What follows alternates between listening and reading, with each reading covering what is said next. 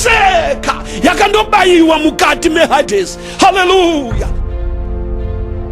Paseka yakadyiwa mukati meHades nokuti Jesu Kristu uya ipaseka redu rakatibayirwa isu.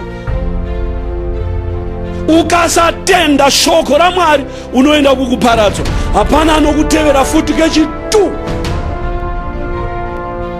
Heri Paseka, Jesu wafa, ropa rateurwa. Asi kana usingatendeuki uchafa zviro kwazvo. Do something about your life. Usati wabuda mumuviri tsvaka.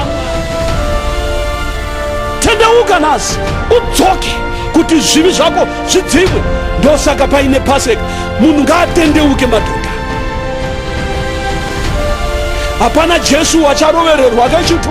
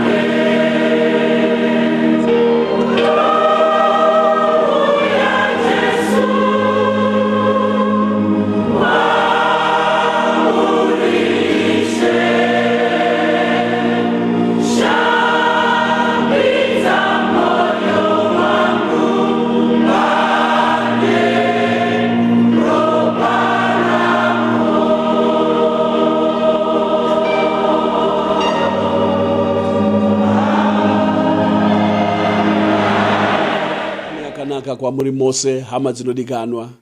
Tinotenda Mwari nekumutswa tiri vapenyu panguva ino yePaseka. Hei shumiro yatichawana mangwanani ano, ngatitererei tose tiswedere tizonzwa shoko raMwari. Mwari ngaakuropafadzei. Ngatitsinzinei tinamate. Nezita raJesu Kristu weNazareta. Baba, tinokutendai nokutimutsa tiri vapenyu. Inyasha dzenyu Baba kuverengerwa nhasi isu kuvanhu vapenyu. Heri shoko renyu rakuuya zvino, tangai nesu Baba, muzarure mwoyo wemumwe nomumwe tinzwe shoko renyu. Mutambanudze ruoko rwenyu Baba, muponese, muchenese, muombeke namasimba omweya mutsvene. Mupodze vose vanorwara Baba. Shandai mabasa makuru nokuti nguva yePaseka. Mazviita Baba, tiropafadzei tose mangwanani ano, nezita raJesu Kristu anogara nokusingaperi. Amen. Haleluya. Tinotenda Mwari nokumutswa tiri vapenyu nhasi mangwanani, tichipfuurira mberi nenyaya yePaseka. Kwaiva nekurwadziwa muJerusarema mukati meboka raitevera Ishe wedu Jesu Kristu. Vadzidzi murangarire kuti vakatiza kumunda weEden kuya, vakatiza vakasiya Jesu ari oga. Akateverwa hongu naPetro, asina Petrowo akazomuramba Jesu, ndobva abudira kunze akachema zvikuru.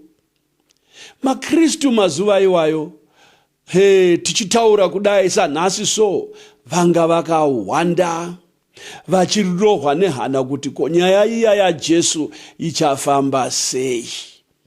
Asi hama dzinodikanwa, tinomutenda Mwari nokuti hakuna shoko raMwari richashayiwa simba.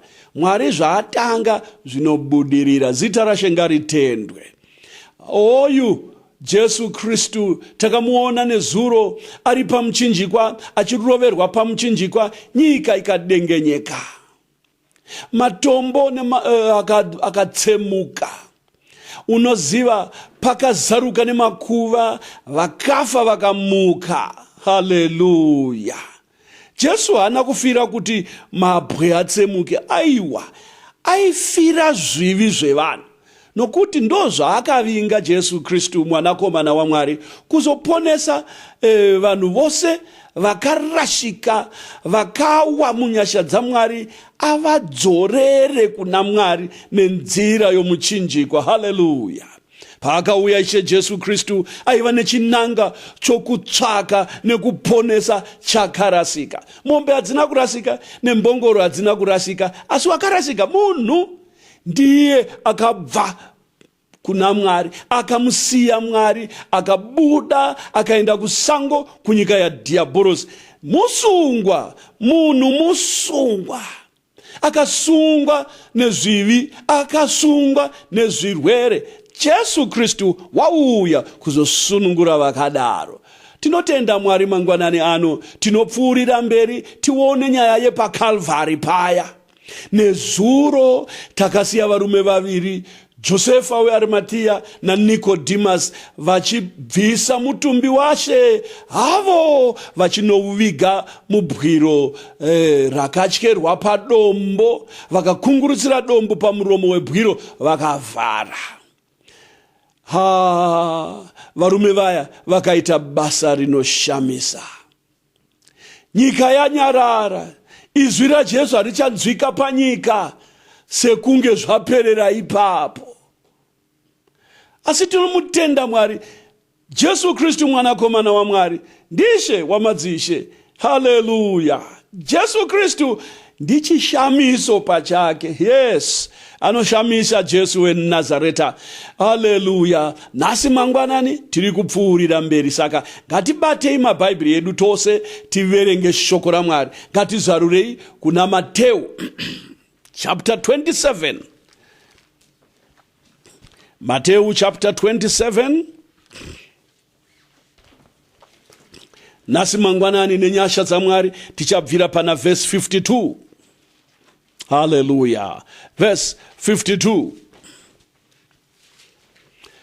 Fume mangwana ndiro zuva raitevera zuva rokugadzirira. Vaprista vakuru navaFarise vakaungana kuna Pirato vakati, Ishe, tinorangarira kuti munyengeri uyu achiri mupenyu wakati mazuva 3 apfuura ndichamuka. Saka rayirai kuti bwiro huchengetwe kusvikira pazuva 3, kuti vadzidzi varege kuuya kumuba vagoti kuvanhu, wakamutswa kuvakafa. Kurashika kwokupedzisira kukazopfuura kwokutanga. Pirato akati kwavari, imi muna varindi, endai muhuchengete sezvamunoziva. Vakaenda vakandochengeta bwiro, vakaisa chiratidzo chokusimbisa pabwe, varindi vanavo. Heri basa rakaitwa nevachengetedzi vesabata nomusi wesabata. Zuva resabata raikosha muvaJudha. Pazuva resabata vairega kushanda mabasa ose, vaigara pasi vachiritsaurira kuti zuva rezororo. Asi hava varidzi vesabata vari kutyora sabata, vari kuita basa guru kwazvo. Vakaita musangano, vachinetswa nemashoko akataurwa naJesu. Indava zvaita sei? Vakunetswa nemashoko emunhu avauraya. Uri kuona kuti shoko raJesu ibenyu. Haleluya. Jesu akataura shoko rinoitika. Vaizviziva, hana dzavo dzaivataurira kuti Jesu achamuka sezva akataura. Vakaita musangano. Uri musi wemugovera sanhasi. Vaprista vakuru navaFarisi vakaungana kuna Pirato. Vakaita musangano vachitaura pamusoro pamashoko avakanzwa Jesu achataura. Ndinomutenda Mwari kuti naivo vakawanzwa mashoko. Haleluya. Kuti ndichamukazve. Haya mashoko acho ngatiwanzwe. Verse 63. Vakati, Ishe, tinorangarira kuti munyengeri uyu achiri mupenyu wakati mazuva 3 apfuura ndichamuka. Vari kuti munyengeri, asi haano mashoko ari kuvadya moyo. Mazuva 3 apfuura ndichamuka. Akanetsa Pirato mashoko aya, akanetsa vaprista navakuru vevanhu. Mazuva 3 apfuura ndichamuka. Haleluya. Airamba achidzokorodza mashoko mumoyo mavo, hana dzavo dzikarova, vachiti murume uya watabaya nepfumo uya mashure memazuva 3 achamuka. Kuti vachinorara musi weFriday, handifu kuti vakarara hope dzakanaka vachirangarira mashoko awa kuti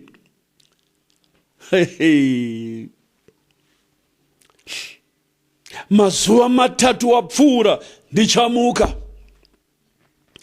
Ndinorangarira kuti inini ndinofunga kuti vaiti vachitaura vatendoti, uchiri kuziva here kuti Jesu akati mashure mazuva 3 apfuura ndichamuka. Uyu akarangaridza mumwe, uyu akarangaridza mumwe. Muprista uya akataurira vakadzamarara vati, varume, bheta tiite chimwe chinhu pamusoro pamashoko aJesu aya. Tamuuraya, all right. Afa, all right. I am sure kuti vakataura kuti munoona here kuti achifa pakadengeneka nyika. I am sure vakazvitaura izvozvo. I am sure vaprista vaive kutemberi kana kuti vanochengetedza kutemberi vakaripota kuti varume, Jesu achifa vheri retemberi ratsemuka nepakati. They told it to their fellow men. They told it to their countrymen. They told it to their people. Vakavataurira kuti pane zvaitika, Jesu achifa. Ndosaka vakadyiwa moyo nemashoko aya kuti mazuva 3 apfuura ndichamuka. Vakati bheta tiite something, tiite chimwe chinhu. Ndipo manje pavakagara musangano wavaprista vakuru navaFarisi vakaungana kuna Pilato. Vakaungana kuna Pilato vachironga zano pamusoro pemashoko aJesu. Verse 64, saka rayirai kuti bwiro huchengetwe kusvikira pazuva retatu, kuti vadzidzi varege kuuya kumuba vagoti kuvanhu wakamutswa kuvakafa, kurashika kwokupedzisira kukazopfuura kwokutanga.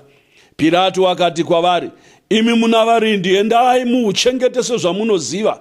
Vakaenda vakandouchengeta bwiro, vakaisa chiratidzo chokusimbisa pabwe. Varindi vanavo. Unoona? Vakatenderana kuti zviri nani tiite something about it. Havo musi weSabata, mind you, vakunotsvaka zvokugadzira kuti vasimbise pabwiro. Vakatsvaka varindi, vakatsvaka vanokwanisa kuvaka here, vakasimbisa. Pilato akavapa tendero kuti carry on, chiitai zvamunofunga, musimbise bwiro. Varume ava vari kutaura kuti vadzidzi vachauya vazoba muviri waJesu naye. Asi vakatyora Sabata, vakakanganwa zvomurayiro wavo wekushumira, vakakanganwa tsika yavo yokushumira, vakatyora mutemo, vakavaka, vakagadzira, vakasimbisa bwiro. Vakaita chaizvo nenzira yakasimba. Vakaona kuti apa hapana anopinda apa. Vakaisa navarindi pabwiro apa kuti vachengetedze. I am sure kuti vakaisa varindi vaivavimba chaizvo, vaivimbwa navo. Masharpshooters kana ndikadaro, vanoti kana vaona chinhu chaizvo, vakaona chinhu panapa panoitwa basa sebasa. Avo varindi vaisvika pabwiro, zvikwata nezvikwata, apa vamwe, apa vamwe, apa vakamira vakadai vaka, uku bwiro rakasimbiswa. Pamusoro paizvozvo varume futi vakachengetedza bwiro. Hoho, vari kuti vakachengetedza pabwiro, vari kuti vakarinda muviri washe. Murume rudzi uyu avigwa mukati meguva iri. Hama inodikanwa, ndiJesu Kristu mwanakomana waMwari. Haleluya. Ngatinzwei kuti vachidzadzarika vachidaro, vachishanda vachidaro, vachikanya concrete, vachimisa varindi, tinzwe kuti chii chakaitika chaicho chaicho. Zvakanyorwa mumagwaro. Tinotenda magwaro anotiratidza nekutitaurira zvose zvakaitika. Ngatizarurei patsamba yaPetro. Petro wokutanga chapter 3. Kurumidzai tisvike ipapo, hama dzinodikanwa. Haleluya. Jesu Kristu muviri wake uri mukati meguva muno. Varume vari kusimbisa guva. Yes, vari kuisa navarindi ipapo. Ngatinzwei zvakaitika, the actual thing yakaitika. 1 Peter chapter 3, tiverenge kubvira paverse 18. Nokuti naKristu wakatambudzikavo kamwe chete pamusoro pezvivi, iye wakarurama nokuda kwavasakarurama, kuti atiise kuna Mwari. Wakaurawa hake panyama, asi wakararamiswa pamweya. Mauri wakandoparidziravo mweya iri pakusungwa, yakanga isina kuteerera kare.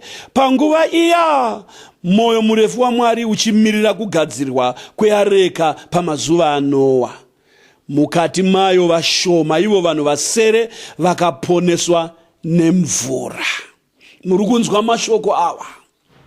Jesu achiregedza mweya wake paya nemusi weFriday, achiregedza mweya wake, adaidzira kuti zvapera. Akakotamisa musoro wake, ndobva abuda mumuviri wake. That moment, panguva iya pakaitika chinoshamisa. Zviri kutaurwa panapa ndo zvakaitika.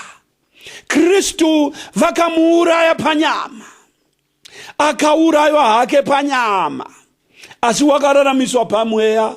Haleluya. vakamurovera panyama asi havada kundirovera mweya. Glory to God. Vakamurovera panyama asi mweya wake wanga uri free. Vakamuuraya panyama asi pamweya wanga aripo, anga ari mupenyu. Hallelujah. Mauri mweya wakandoparidzawo mweya iri pakusungwa yakanga isina kuteerera kare panguva iya mwoyo murefu waMwari uchimirira kugadzirwa kweareka. Pamazuva aNoa mukati mayo vashoma ivo vanhu vasere vakaponeswa nemvura. Vachimurovera paya shamwari, chinzwa hama inodikanwa, vakarovera muviri asi mweya havana kuurovera. Wakabuda ndobva adzika kuHades achiteverera mweya yevanhu vaya vakafa nenguva yaNoa pachimvura mabwe paya, nyika ichiparadzwa nokuda kwokuti vakaramba zano raMwari rokuvaka ngarava. Vakafa vese vakaenda kugomba reHades. Mweya yavo yanga iri mukati meusungwa, mukati meHades munopisa. Vaitambura ipapapo, vachitambudzwa, vachipiswa nekuda kwenharo dzavo dzokuramba zano raMwari. Chinzwa ndikutaurire hama, newe ukaramba zano raMwari unoenda kuHades. Asi hapana anokutevera katu. Mwari zvaaigadzira Jesu, so hapasina imwe plani yechipiri. Unotofanira kutendeuka nhasi uteerere Mwari iko zvino kuti zvivi zvako zviregererwe. Urege kuti kana wafa uenda kuHades. Kana ukasatendeuka, kana ukasaberekwa kutsva ukafa, unoenda kuGehena. Unoenda kuHades brother, unopinda Hades wakasvinura, so unopinda imomo.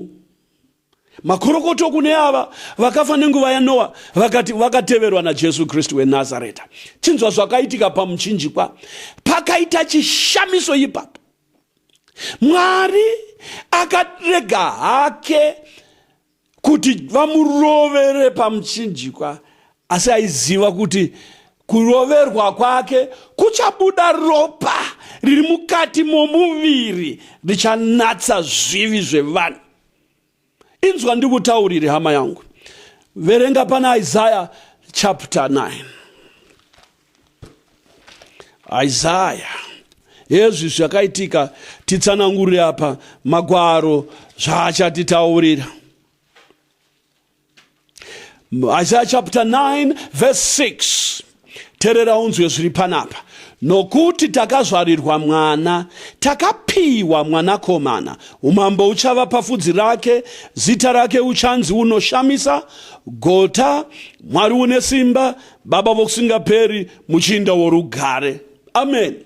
Nokuti takazvarirwa mwana, takapiwa mwanakomana. Wanzwisisa ipapo? Takazvarirwa mwana, takapiwa mwanakomana. Hallelujah. Tichaverenga futi mutsara iwoyo unyatsoubata zvakanaka. Nokuti takazvarirwa mwana, takapiwa mwanakomana. Hallelujah. Kristu Jesu mwanakomana waMwari, chishamiso. Hallelujah. Apa Isaiah achiona muzviprofita anotaura pachena kuti takazvarirwa mwana. Mwana akazvarwa nemhandara Maria. Mutumbi Jesu ndiwe mwana.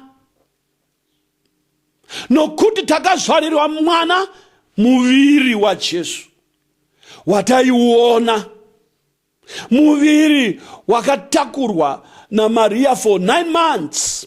Akasununguka, akamusungunukira paya pachidyiro chemombe, akasununguka mwana.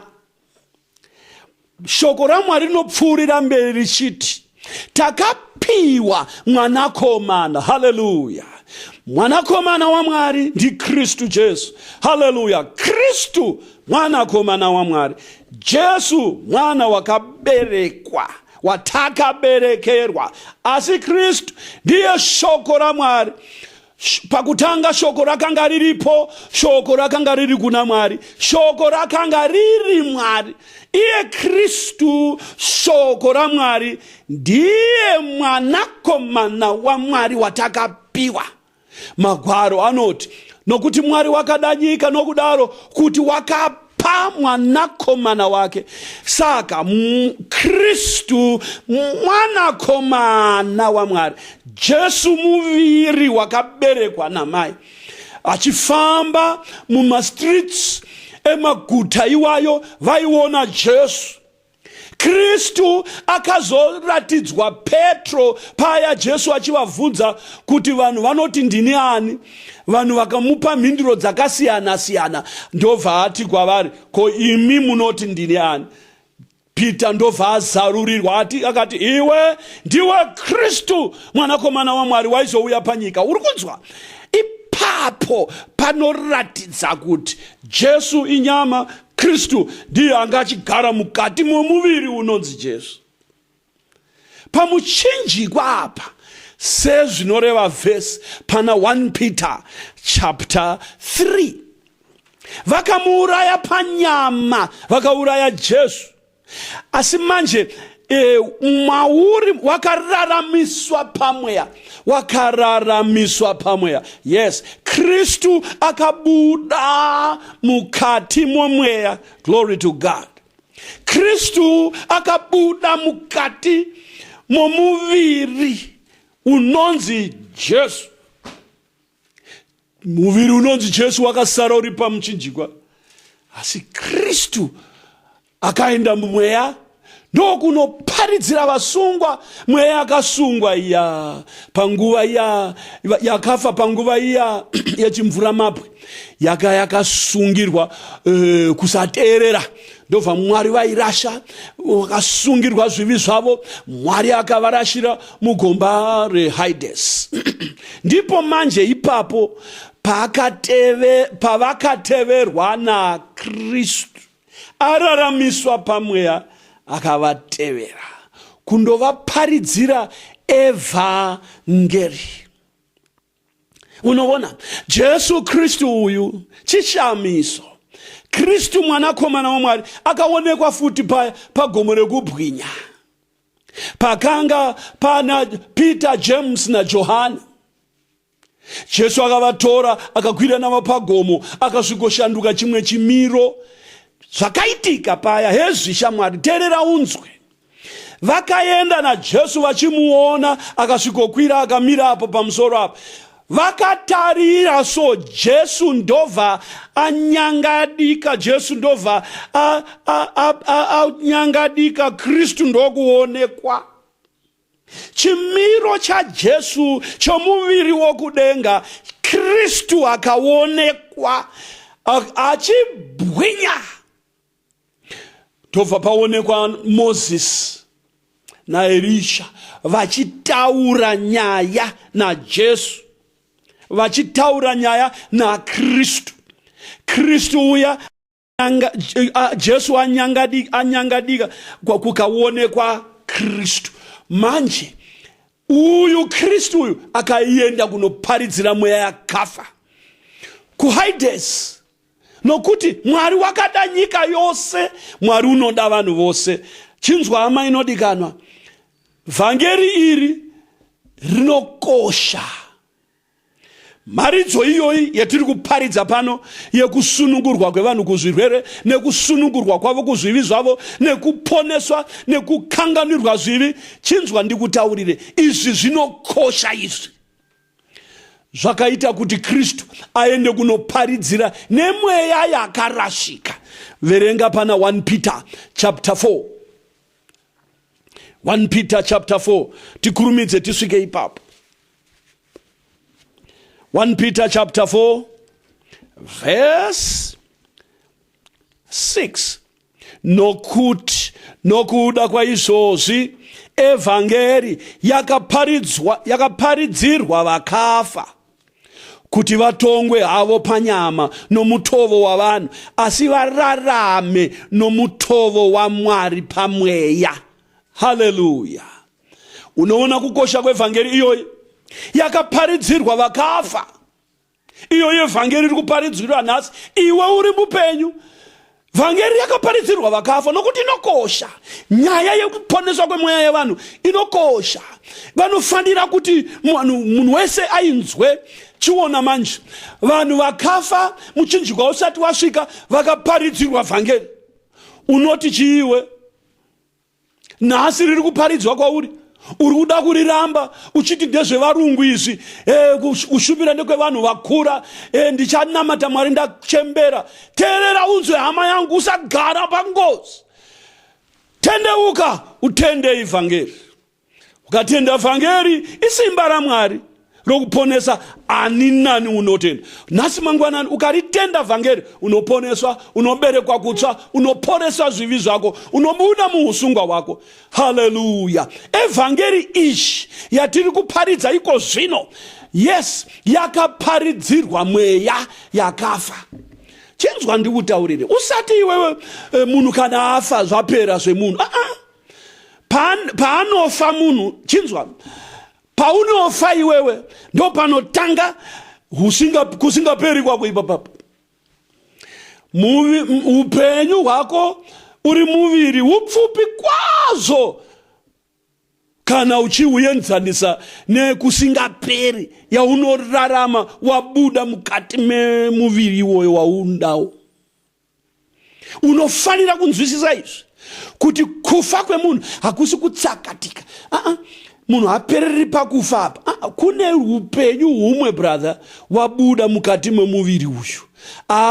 Vaya vakafa vaya nenguva yechimvura mapwe, nguva yemurove iyai, vakanga vari vapenyu. Jesu Kristu achiroverwa pamuchinjikwa. Funga makore kuti akawanda sei kubvira panguva iya yaNoa kusvikira that Friday Jesu achifa achiregedza mweya wake. Vanhu vaya mweya yavo yanga iripo, vapenyu. Jesu akabuda mumuviri achivinga ivavo vakafa before the cross, akasvika muHades. Haleluya. Gwayana raMwari rinobvisa zvivi zvenyika, Kristu waMwari, shoko raMwari, haleluya, akasvika muHades. Yes, aine nyaya yakafanana, akabata evhangeri youshe hwaMwari. Achisvika pano panyika, achitanga kuparidza, anoti iye, nguva yazadziswa, haleluya, ushe hwaMwari hwaswedera pedyo, tendeukai mutende ivhangeri. Ndinodayira kuti naikoko futi kuHades, haleluya, mukati mekuchema imomo vakashama vachinzwa shoko rinoshamisa rakabata Hades yose. Masimba ose aSatani akaregedza. I believe kuti nekupisa chaiko kwakamira kupisa muHades kwapinda Ishe Jesu Kristu weNazareta. Hallelujah. Glory to God. Shumba yerudzi raJudha ayadzika kuHades. Ikoko kumuzinda waDiabolos kunogara madhimoni acho. Jesu akasvika ipapo. Hallelujah. Mutorongo remweya Jesu akasvika. Zita raShe ngaritendwe. Ipasika shamwari, ipasika hama yangu, ipasika inosunungura, yakaendawo ikanosunungura mweya iri pakati pousungwa. Jesu Kristu mwanakomana waMwari akasvika mukati akati, budai. Yes, apaiparidza mutauro wake waitoti budai muusungwa. Ndinodayira kuti nenyaya yaakaparidza panyika ndiyo yaakasvikoparidza kuHades. Akataura akati, nguva yazadziswa, ushe hwaMwari hwaswedera pedyo, tendeukai mutende ivhangeri. Unofunga kuti pani akasara iwe? Vawana chance yokunzwa mharidzo. Handifungi kuti pane munhu akasara muHades. Vakatendeuka vanhu shamwari. Gwayana raMwari rasvika, Paseka yasvika, haikona hapana haisara nix. Vaya nenharo dzavo vakapinda mukati megomba riya reHades. I am sure kuti vaona Jesu achisvika. Handifungi kuti vakaita nharo ini. ndofunga vakatotenda kuti hey, tawana mukana, glory to God, ndobva vatendeuka vose. Inzwa hama yangu, ndinotenda mmoyo mangu ini kuti Jesu weNazareta achiparidza ikoko, Paseka yakandobayiwa mukati meHades. Hallelujah. Paseka yakadyiwa mukati meHades. Nokuti Jesu Kristu uya ipaseka redu rakatibayirwa isu. Vakaridya muHades.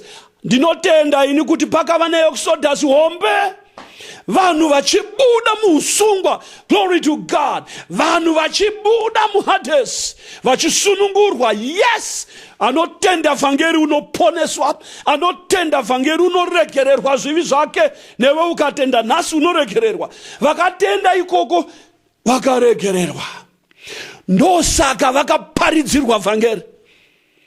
Havaizoparadzirwa kuti vanzwe chete. No, ndinotenda ini kuti tasvika kudenga, we will understand it better, we will see them, vachatitaurira. Ndinotenda ini, ndinozvitenda kuti pane vachatitaurira kuti ini, glory to God, ndakanzwa mharidzo yaJesu yevhangeri ndiri muHades. Vachatitaurira. Yes, vachatitaurira. Ndinodayira inini kuti mharidzo iyoyo ichipfuurira mberi. Varume vakatenda, vakadzi vakatenda, majaya akatenda, vasikana vatenda. Hallelujah. Mumwe nomumwe unotenda vhangeri unopiwa kanganiro yezvivi. Hallelujah. I am sure vakakanganirwa. Pakava nePaseka ikoko ikadyiwa, pakava neExodus, vanhu vachibuda muusungwa. Hallelujah. Mweya yakanga yakasungwa ikabuda. Hallelujah. Zita raShe ngaritendwe. Paseka inosunungura. Asi ndopa unoona jaya richiramba vhangeri, ndopa unoona musikana achiramba vhangeri, ndopa unoona munhu achiita nharo achiti ndichati ndozviona mbai. Hey, chinzwa shamwari, ukasatenda shoko raMwari unoenda kukuparadzwa. Hapana anokutevera futi kechitu. Zano raMwari rekuti Jesu Kristu avatevere mukati meHades ndinoro chete, zvakaitwa kamwe chete zvikapera. Hapana Jesu wacharovererwa kechitu, hakuna muchinjikwa waJesu wechitu, hakuna dzimwe ngoni futi dzechitu. Nguva inhasi, nguva ndinhasi, chazi ndinhasi. Itopukunyuka shamwari, chitora chinhano pamusoro penyaya yemweya wako. Hallelujah. Tora chinhano pamusoro penyaya yevhangeri. Tendeuka utende vhangeri. Ya, Mwari anotsvaka munhu achiri mpenyu. Unomutsvaka Jehovha upenyu huchiri kutapira so.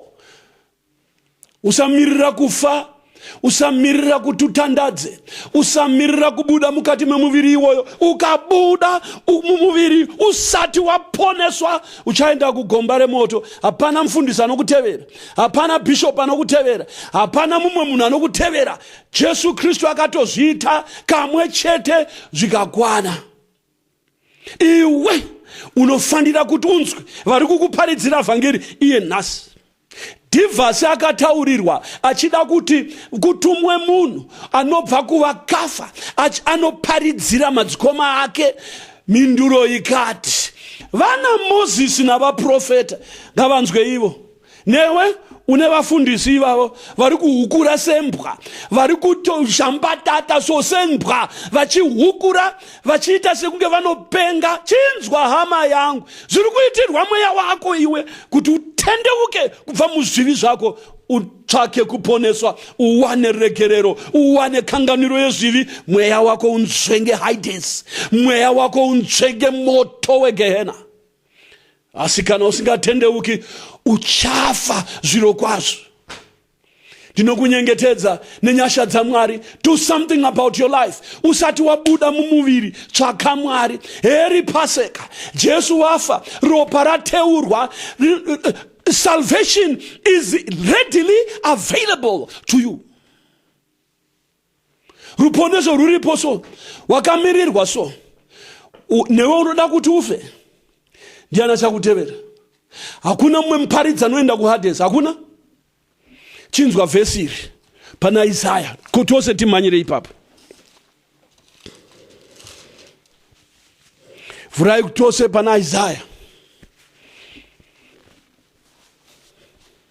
Hallelujah. Isaiah chapter 55. Tione kuti munhu anofanira kutsvaka Jehovha rini. Kune vamwe vanhu vanoti no, inini ndichatsvaka Mwari ndachembera, ndichambodya nyika rutivi. Hey wena, usatamba nenguva shamwari. Usatamba nenguva. Vari kudyiwa vanhu, antovo vari kuvigwa vanhu so. Vanhu vari kufa vari kupinda pasi apa. Ungadya nyika iwe papi? Ndiratidze pakadyiwa nyika izvezvi nevakadya nyika yacho, ndiratidze. Ndiratidze pano, ndiratidze. Usataura zvinhu zvausingazivi. Usazvivimbisa zvinhu zvisipo. Chaunofanira kuita tendeuka chete. Hapana imwe nzira kutendeuka chete uye kuna Jesu akubereke kutsva. Uchitoita chimwe chinhu nhasi so inzwa zvinotaura vhesi. Chapter 55, tiverenge verse 6 and verse 7. Tsvakai Jehovha achawanikwa, danai kwaari achiri pedyo. Wakaipa ngaasiye nzira yake, nomunhu sakarurama mirangariro yake ngaadzokere kuna Jehovha, iye uchamunzwira nyasha, nokuna Mwari wedu, nokuti uchakanganwira zvikuru. Hallelujah. Glory to God. Wona kunaka kwazvo hedzi nyasha dzaMwari. Tsvakai Jehovha achawanikwa, danai kwaari achiri pedyo. Hallelujah. Wakaipa ngasiye nzira yake, nomunhu sakarurama mirangariro yake. Rinoti shoko raMwari ngaadzokere kuna Mwari. Hallelujah. Ngaadzokere kuna Mwari. Hama, dzokera kuna Mwari. Dzokera kuna Mwari. Kana uchiri kuita zvivi uri kure. Wakadzingwa munhu akadzingwa kubindu reEdeni. Mwari akamudzinga, akabuda, akamuvharira panze, akaisa maserafimu, makerubhi ipapo kuti vachengetedze nzira inoenda kumuti woupenyu. Nanhasi munhu ari kunze, nzira yekudzoka kutenda kuna She wedu Jesu. Manje hama, usati wafa, usati waenda kuHades, tsvaka Jehovha nhasi. Hallelujah. Heri Pasika ngaridyiwe nhasi. Gwayana raMwari raroverwa pamuchinjikwa, ropa rateurwa rinobvisa zvivi zvevanhu, riya raakataura Jesu kuti riteurwe ropa rive kanganiro yezvivi zvevanhu. Nhasi mangwanani so, iye nhasi mangwanani so, itoona kuti kana usati waberekwa kutsva wototsvaka kuponeswa nhasi. Jesu Kristu anokuda. Tsvaka Jehovha achawanikwa, dana kwaari achiri pedyo. Siya nzira dzako dzakaipa. Rinoti shoko raMwari, wakaipa ngasiye nzira yake. Inzwa hama, chinzwa. Usazvinatsa iwe usina kunaka. Usati wakanaka nokuti mufundisi wako anoti wakanaka. No. Unofanira kuti unatswe neropa raJesu. Ndiro chete rinogadzira munhu. Rinoti panapa shoko raMwari, tsvakai Jehovha achawanikwa. Kuchiri nhasi, tsvaka Jehovha achawanikwa, danai kwaari achiri pedyo. Vari kuHades havasina nguva yokudana, kunyange vakadana Jehovha achanzwi. Hama, nguva yekutsvaka Mwari ndinhasi uchiri mukati memuviri. Tsvaka Jehovha achawanikwa, dana kwaari achiri pedyo. Kana wabuda mumuviri shamwari, Mwari watove kure newe. Zvaunofa uri ndo zvauchamuka uri. Uchatongwa nemabasa ako. Asi hama yangu, nhasi mangwanani, wakaipa ngaasiye nzira yake yakaipa. Wakaipa ngaakandire pasi zvakaipa zvake. Jesu watofa pamuchinjikwa, ropa rinoregerera riripo, kunyange wakatadza kutadza kwakaita sei.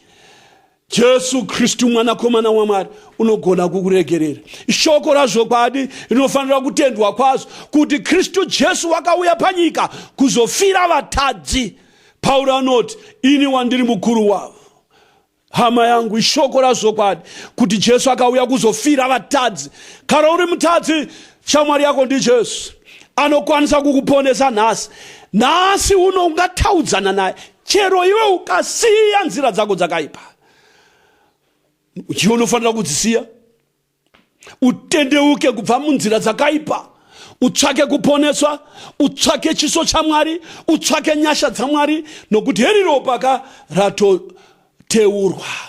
Ropa rinobvisa zvivi zvenyika. Ropa rinoshambidza mweya uve wakachena.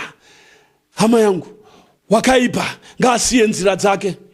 Usati wabuda mumuviri, siya nzira dzakaipa. Usati wafa, siya nzira yakaipa. Tsvaka Jehovha achawanikwa. Wakaipa ngaasiye nzira dzake dzakaipa. Nhasi mangwanani, anoputa fodya wakaipa, anorova mukadzi wakaipa, anoba wakaipa, anotuka wakaipa, anoroya wakaipa, anobvisa nhumbu wakaipa, anonyenga vakadzi 10 wakaipa, ane magirlfriend wakaipa, ane maboyfriend wakaipa, mombwe yakaipa, anoreva nhema wakaipa. Wakaipa ngaasiye nzira dzake. Nhasi mangwanani ruponeso ruripo, ropa raJesu rateurwa. Wakaipa ngaasiye nzira dzake. Ngaasiye nzira yake, asiye nzira yake chose. Haleluya, atendeukire kuna Mwari. Kana uchitendeuka hama yangu, Mwari unokuona. Kana uchitendeuka, Mwari unokuziva. Kana Mwari achikuona uchitendeuka, denga rinosimuka rimire netsoka. Haleluya. Chisunga mumoyo mako hama yangu, kuti nhasi unotendeuka uponeswe. Haleluya. Nhasi mangwanani anaya newe unofanira kuponeswa. You must be born again. Unofanira kuberekwa kutsva. Nokuti kana usina kuberekwa kutsva ukafa, unoenda kugehena. Unoenda kugomba remoto, hapasina chakutevera.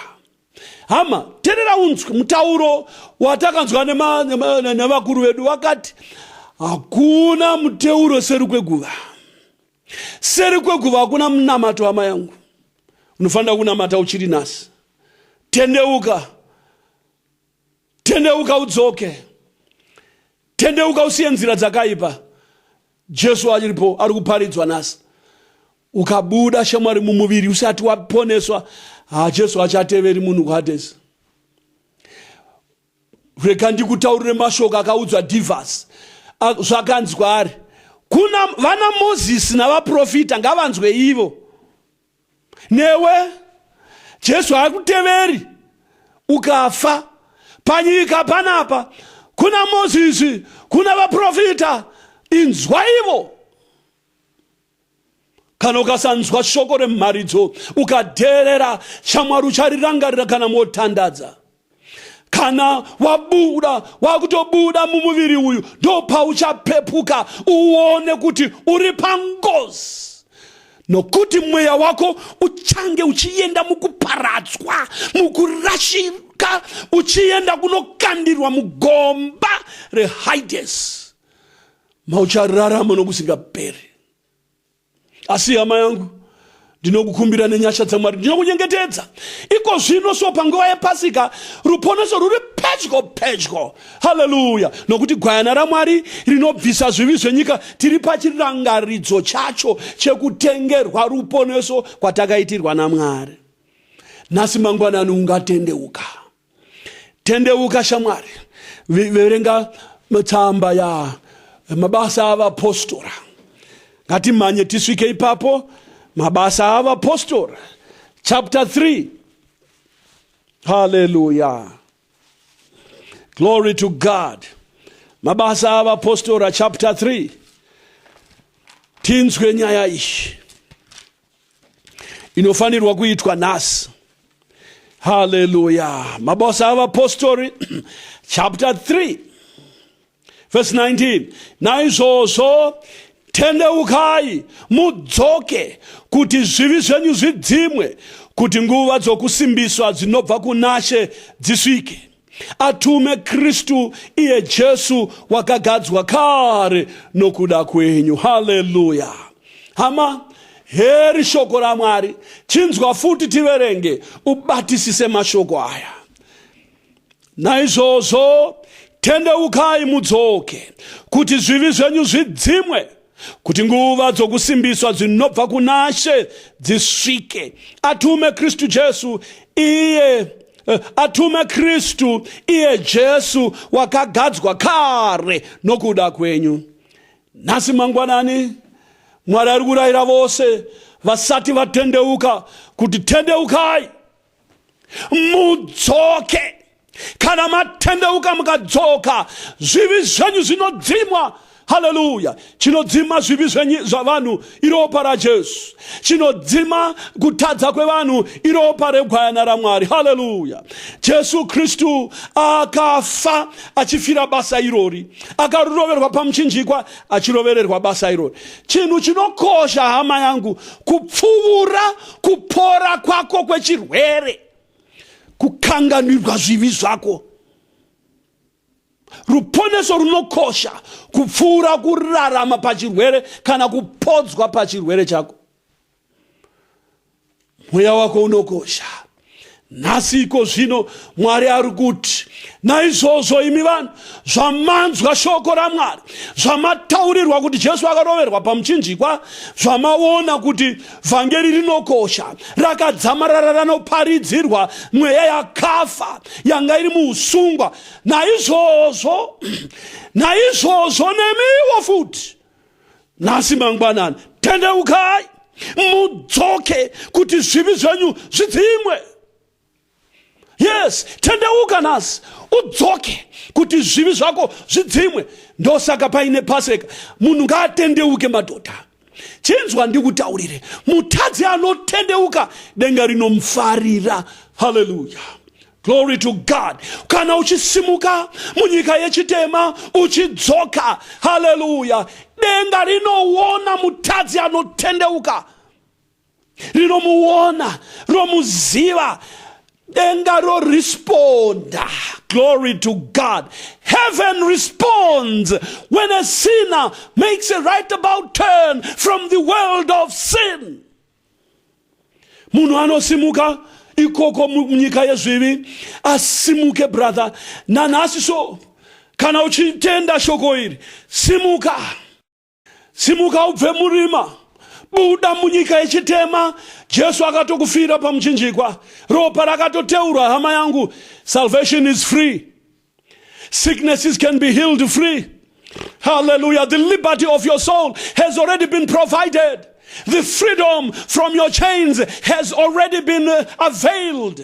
All you have to do is to believe in the finished work of the cross. Nasi mangwanani, hallelujah, tendeuka. Yes, kana uchitendeuka utofuratira nyika zvachose. Kutendeuka ibasa rako, iwe unofanira kuzvitendeukira. Kwete mufundisi, kwete mumwe munhu, unofanira kutendeuka iwe nokuti akaita zvitadzo ndiwe. Simuka kunyika yerima. Kana uchisimuka ipapo usaoneka diabolos, ibva wati vhazu ubude. Hallelujah. Famba brother, Jesu ari kudaidza pamuchinjikwa. Famba, hero shoko riri kudaidza. Naizvozvo tendeukai mudzoke, urunzwa kuti zvivi zvenyu zvidzimwe. Hallelujah. Nhasi mangwanani simuka kunyika ikoko yezvirwere, nyika yeusungwa, nyika yezvivi, nyika yefodya, nyika yemasvikiro, nyika yezvipusha, nyika yezvidhoma, nyika yezvitandari, nyika yezvakashata, nyika yeuipi hwose. Tendeukai. Nasi mangwanani simuka, tendeuke. Simuka uite shoko raMwari. Unoda kuponeswa here? Mwari hasi kukuponesera ipapo panyika yakaipa. Stand up. Simuka, buda munyika yezvivi, buda munyika yeusungwa, buda nezita raJesu. Jesu anokudaidza, anoti uyai kwandiri imi mose makaneta makaremerwa, ini ndichakuzorodzai. Nasi mangwanani simuka.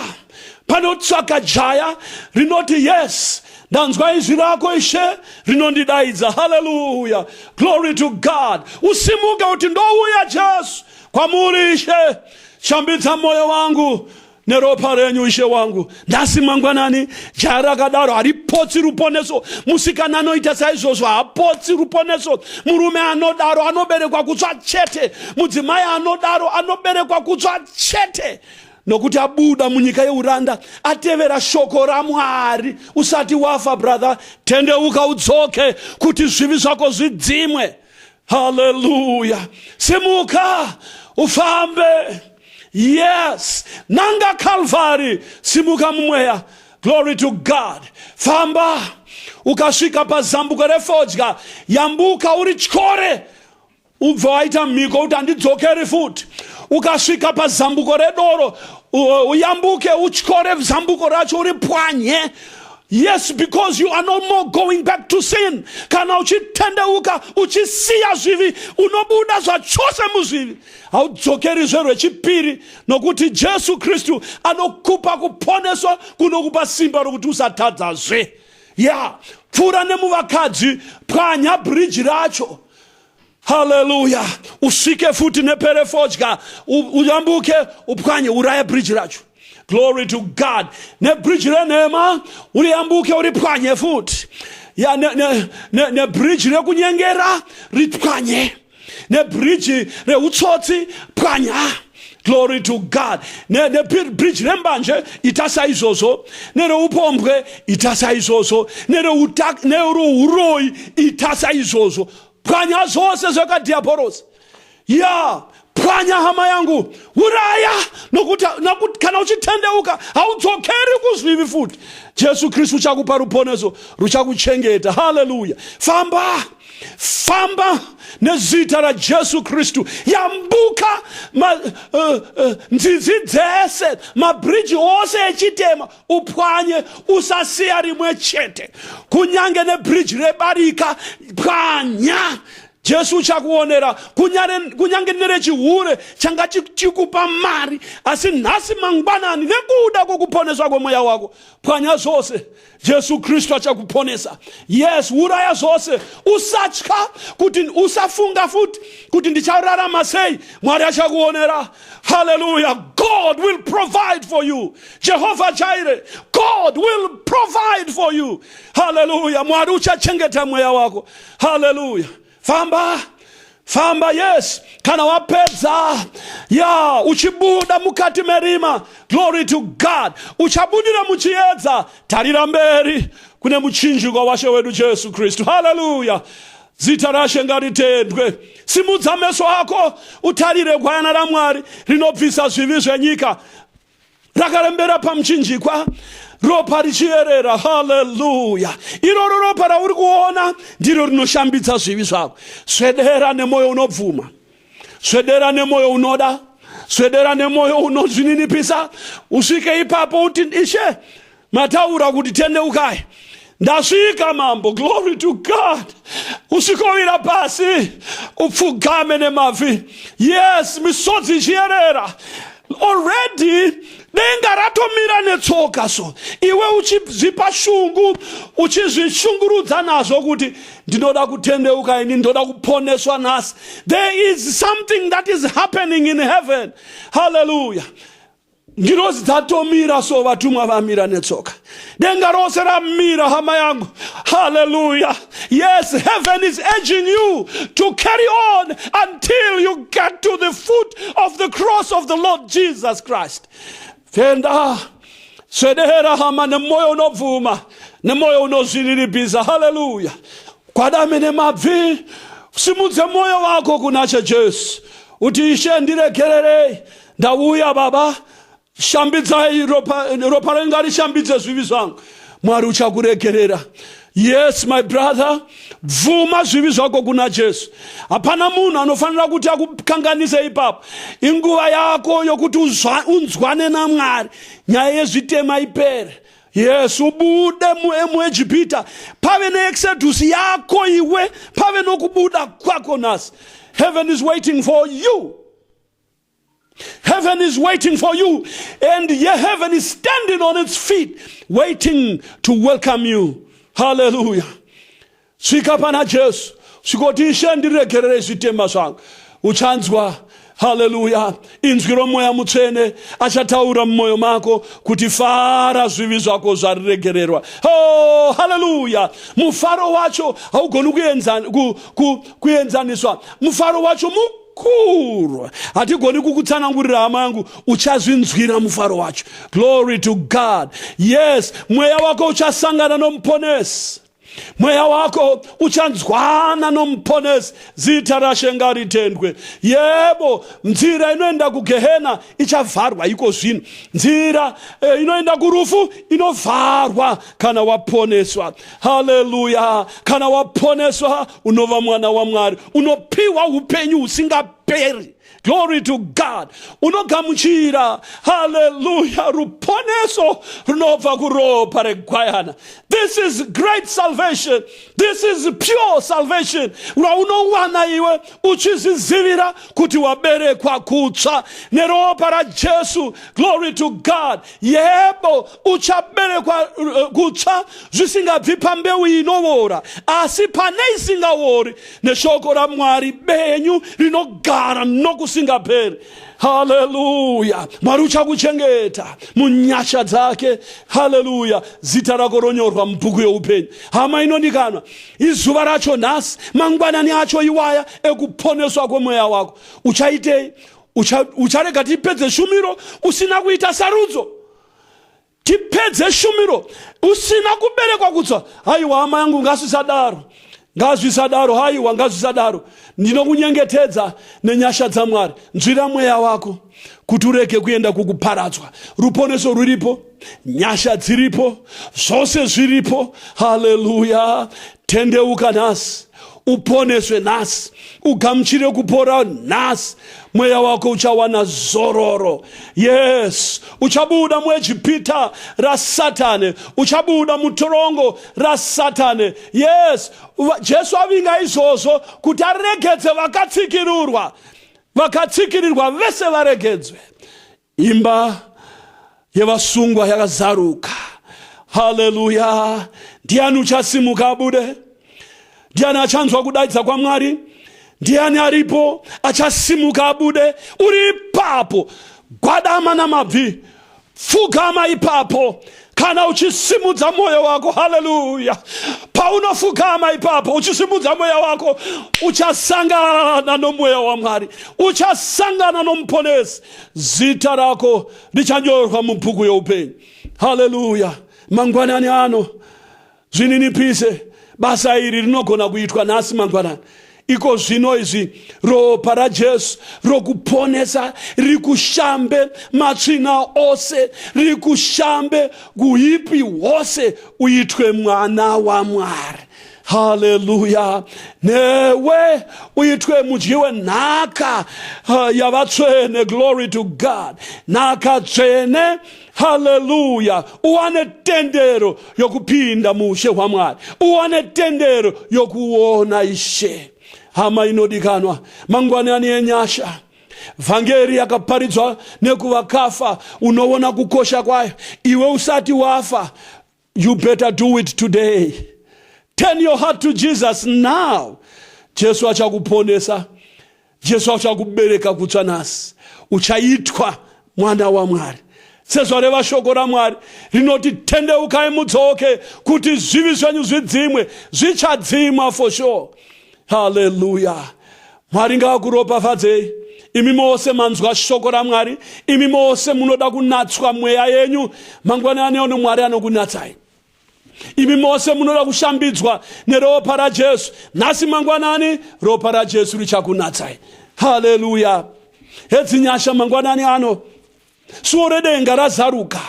Razarukira ani nani unotendeuka, ani nani unodzoka. Haleluya. Suo redenga rakazaruka. Wakamirirwa, uchaita sei? Wakatomirirwa iko zvino. Vatumwa vakatomira netsoka so, nokuti watendeuka ka. Chinzwa, pfuurira mberi, svika pana Jesu. Pfuura vanhu vose, pfuura vafundisi, pfuura zvinhu zvose, svika patsoka dzaJesu. Uchapuwa kanganiro yezvivi. Mwari ngaakuropafadzei. Haleluya. Tichinamata kana tapedza mnamato uyu mupfupi tipfugame tose tinamate Mwari atiropafadze. Haleluya. Tinokutendai Baba neshoko renyu. Mataura Baba, tanzwa Jehovha. Mati Baba vanhu vose vatendeuke vadzoke kuti zvivi zvavo zvidzimwe, nokuti ropa regwana ratoparadzwa Baba, rateurwa ropa raJesu richiteurirwa zvivi zvevanhu. Sanganai navo vose vanotendeuka muvabereke kutsva mangwanani ano. Yebo Ishe, inguva yokubuda muEjipita, inguva yesununguko, inguva yokuti vanhu vasunungurwe pautapwa, pausungwa hwavo nezita raJesu Kristu weNazareta. Baba ndinokutendai, tambanudzai ruoko rwenyu, musimbise shoko renyu, mubereke kutsva, muchenese, muombeke namasimba omweya mutsvene. Tiitire izvi Baba nokutenda nezita raJesu Kristu anogara nokusingaperi. Amen. Ngatinamate tose.